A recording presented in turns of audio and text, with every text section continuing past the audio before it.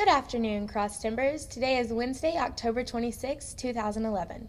This is Texan TV News, a product of the Texan News Service. I am Mackenzie Boone. In today's headlines, a Buddhist monk gives his life to protest Chinese rule. A 9-year-old designated driver lands father in jail. A Dallas couple is accused of prostitution. The Treat Rodeo begins. Live interview with Tarleton's first homecoming king.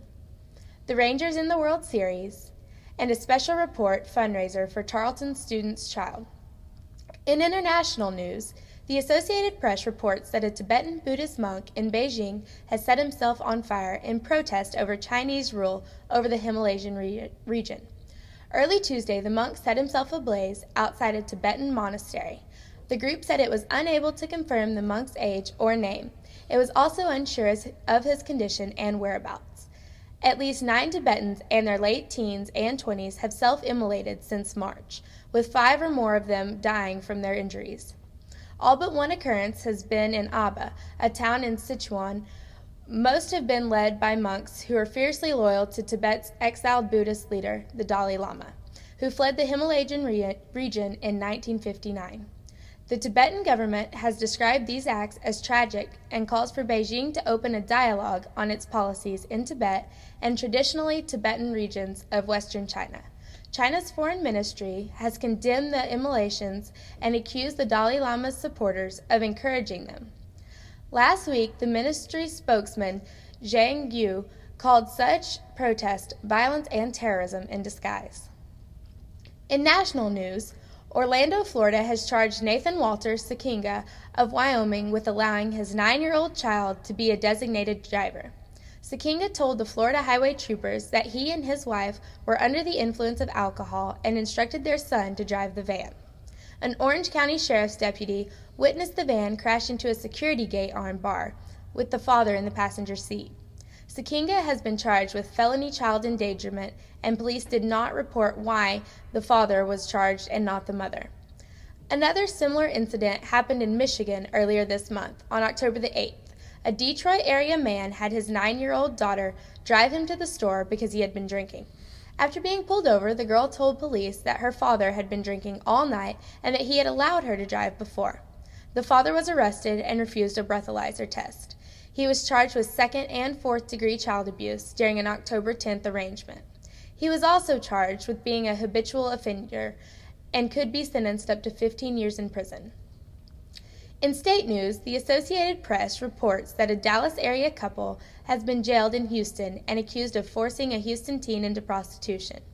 Melvin James Bell and Kiera Nicole Benjamin were booked Sunday into Harris County Jail and charged with compelling prostitution. Bell's bond is set at $30,000, while Benjamin's bond is set at $20,000. Jail records show neither has an attorney. According to court documents, Houston police undercover officers contacted the DeSoto pair through an online advertisement Sunday and arranged to meet them and the girl at a West Houston motel. Bell and Benjamin were arrested at that meeting that night, and the girl was turned over into Harris County juvenile officials. In campus news, the annual Tarleton Treat Rodeo for special needs children began yesterday. Over 200 children attended, coming from all over the Cross Timbers area and beyond. Treat uses horseback riding as a form of therapy. Lauren Wall, an animal science senior, said working in Treat increases her appreciation of the relationship between horses and people. She said she has respect for being able to use equine as a way to help these kids. The children were able to have their face painted, paint pumpkins, rope cow dummies, stick horse races, and a petting zoo. Over 15 Tarleton departments helped out with the rodeo. In Tarleton news, it's homecoming week at Tarleton State, and this year the university is breathing new life into an old tradition, Homecoming King. Rachel Arroyo of Tarleton's Leadership Society Omicron Delta Kappa once regularly named a king, but it eventually fizzled out. Candidates for king must have at least a 2.75 GPA. The nominees are interviewed by ODM executive members and then ranked based on that interview. The top candidates is then crowned king. Here today we have Landon Miller, this year's 2011 Homecoming King. Landon, will you tell us a little bit about yourself? I am from the big town of Dublin, Texas, and I'm a senior this year, and I'm a business management major. I've also been active in Kappa Delta Rho fraternity with two other Delta Mu Delta and Omicron Delta Kappa honor societies, as well as TAT and SPA, and I've been a duck camp leader 6 times. What was the process of becoming Tarleton's first homecoming king?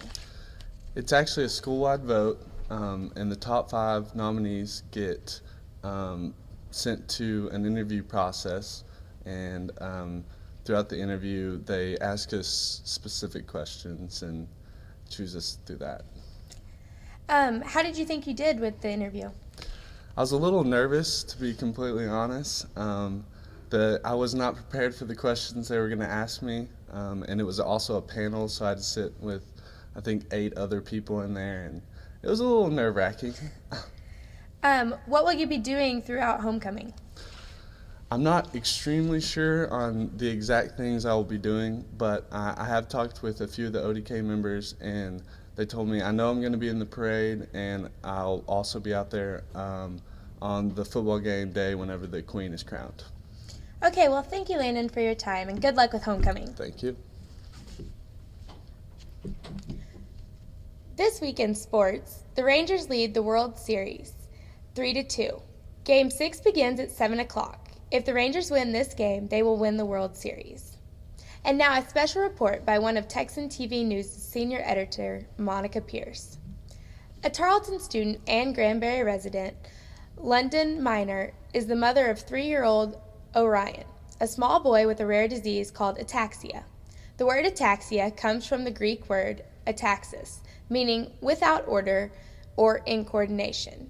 Having ataxia includes loss of coordination because parts of the nervous system that control movement and balance are underdeveloped. Ataxia can affect the fingers, hands, arms, legs, body, speech, and eye movements. Ataxia is often used to describe a symptom of incoordination, which can be associated with infections, injuries, other diseases, or degenerative changes in the central nervous system. In Orion's case, he is unable to walk without assistance. Andy Vasquez, a Tarleton apprentice candidate, is using his service project as a way to help Orion. Vasquez said that the first time I saw Orion, he put everyone around him in a better mood. He wanted to become involved in raising money to someday give him the opportunity to walk again and better coordination of all his movement. Vasquez will be joining forces with the Society of Leadership and Success, Sigma Alpha Pi, to raise awareness and funds for ataxia. There will be a fundraiser on Saturday, November the 5th in Stephenville City Park from 10 a.m. to 4 p.m. Vasquez said that he is planning on having a live band, carnival rides for little kids, numerous raffles, face painting, etc. All proceeds will go directly to Orion. For today's weather, expect a high of around 80, winds southwest at 10 to 20 miles per hour with a 30% chance of showers and thunderstorms. During the afternoon, the low tonight will be around 47. Today's broadcast was produced by Cato Neves, Paige Poth, and Hannah Miller, with the help from Texan TV News engineer Matthew Mills. Today's senior producers are Amber Ward, Monica Pierce, and Rebecca Downs. You can also follow us on ustream.tv/user/Texan News Service, youtube.com/Texan News Service, and Northland Cable Channel 9. Don't forget to tell your friends about us and become a fan of Texan TV News on Facebook.